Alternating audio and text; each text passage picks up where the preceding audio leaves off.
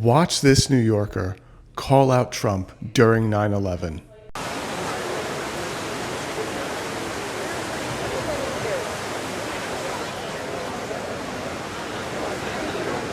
Where were you for 20 years? I've been here. Where were you? Apparently, Trump thinks he did this on 9/11. Everyone who helped clear the rubble, and I was there, and I watched, and I helped a little bit, but I want to tell you, those people were amazing. Clearing the rubble, trying to find additional lives. You didn't know what was going to come down on all of us, and they handled it. But this is what he actually did on 9/11. And it's 50 stories tall. And we heard creaks. I said, that building's going to come down. And two big firemen grabbed me and grabbed other people, and they just moved out of that area. Never came down, but I never heard a noise like that. No, he never heard a noise like that because that never happened. None of that happened. It's all a lie. He was not down there right after the event. He did not help. He did not hear any creaking building. What he did do after 9/11 was lie about contributing to charitable funds. And he never stopped lying about 9/11. In fact, he doubled down on it. Pointing to a line in a Washington Post story published a week later that said law enforcement had detained people allegedly seen cheering on rooftops in Jersey City. Holding tailgate style. Tailgate. You know what that means? Tailgate. That means football games, Ohio State, thousands of people in parking lots, on roofs. While government officials and even the reporter who wrote that story say the investigation uncovered no such celebration, Trump points to his Twitter followers as evidence to the contrary. And it wouldn't be unfair to allege that he uses 9/11 to bolster his own ego and manipulate his own supporters. I think what I want to do is I want to talk just for a second. I wrote this out, and it's very close to my heart because I was down there, and I watch our police and our firemen down on 7-Eleven, down at the World Trade Center right after it came down. The rampant xenophobia that took place after 9/11 was just, it was a lot.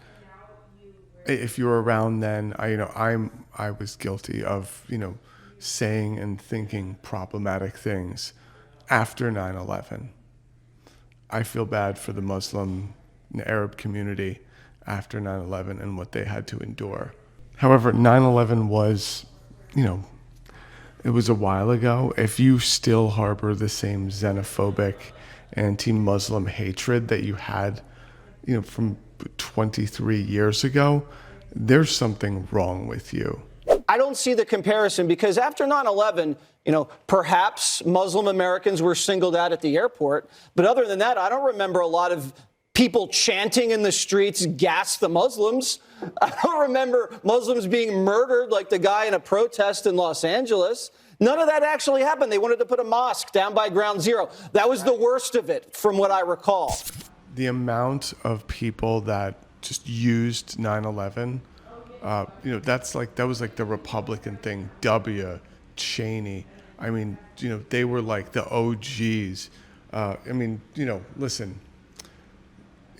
I can't talk about juicing 9/11 for political gain without mentioning the OGs, W and Cheney. Listen, Trump, you think you were able to fearmonger out of 9/11? Those are the OGs.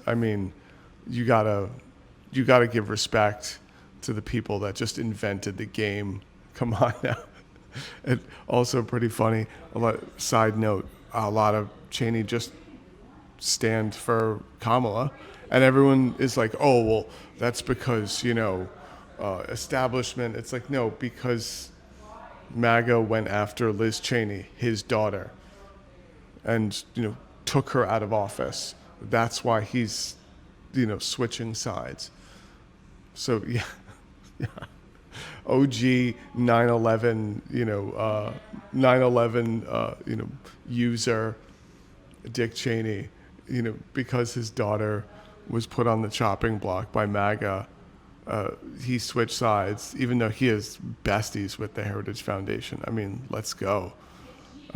So yeah, they went after his daughter. But yeah, So Trump's a xenophobic piece of garbage. And I mean, listen, if you were to hold, to have these views right after 9/11, it's not excusable. In my mind, it's like, hey, we were all, you know, I mean, anyone that, we learned from history. I mean, there was October 7th, and then, the people that learned from history were like, nah, bro, like, don't do the genocide thing. Like, it's not worth it. Like, do not. That's not how we're supposed to roll. And we're seeing how well that's turning out. So, yeah. But we are still living with the effects of 9/11 in that, they're able to weaponize, politicians don't want to appear post 9/11 soft. That's where we're living, right? I mean, you had Obama have to like go hard on those drone strikes, and just so he didn't appear like the softy, because it's like, hey, if he's too soft, ISIS, Hamas, Al Qaeda, they're all Hezbollah, they're all gonna just converge. Apparently, it's not like it's because we're colonizing the Middle East and Israel and all that stuff. It's just because they hate our freedom. So they are still using that nonsense talking point today. They're still milking it. I was here. My dad got out of one of the towers before things popped off. After the first plane hit, he survived. So I don't want to hear it from these people that come through and milk it like it just happened, right? Like, so I've seen the politicians milk it and milk it and milk it for years. I'm done. So yeah, Trump is still milking it just shamelessly, like he does everything else. And Trump's being Trump. Are we surprised?